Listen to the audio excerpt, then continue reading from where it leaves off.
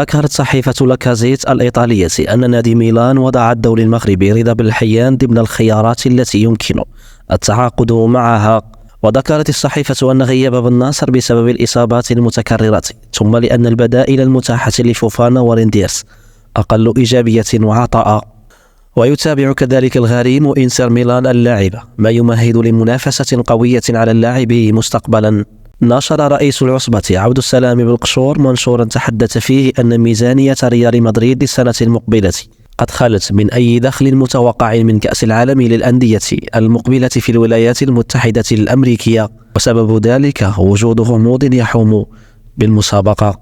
ورد على منشوره الناقد المغودي ووصفه بأنه مسؤول من كوكب آخر ومستهتر بالمسؤولية في بعدها الوطني.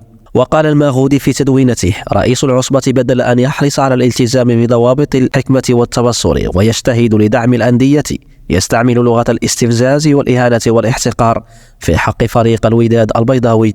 وقال المغودي: أيها المسؤول المفترض فيه تقدير المسؤولية.